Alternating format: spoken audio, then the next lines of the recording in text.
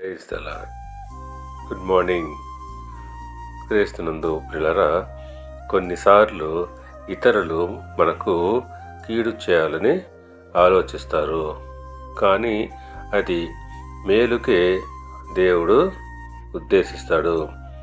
యోసేపు జీవితంలో అన్నలు అతనికి కీడు చేయాలని అతనిని ఐగుప్తు దేశానికి బానిసగా అమ్మివేశారు.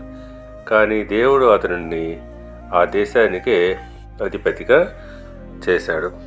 ఆదికాండము 50వ అధ్యాయము 20వ వచనము చూసినట్లయితే, మీరు నాకు కీడు చేయనుద్దేశించితిరి కానీ నేటి దినమున జరుగుతున్నట్లు అనగా బహు ప్రజలను బ్రతికించున్నట్లుగా అది మేలుకే దేవుడు ఉద్దేశించెను.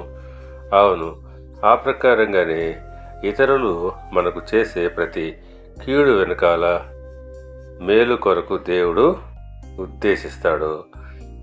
రోమీయులకు రాసిన పత్రిక 8వ అధ్యాయము 28వ వచనం ప్రకారంగా, దేవుని ప్రేమించు వారికి అనగా ఆయన సంకల్పము చొప్పున పిలువబడిన వారికి మేలు కలుగుటకై సమస్తమును సమకూడి జరుగుచున్నవని ఎరుగుదము.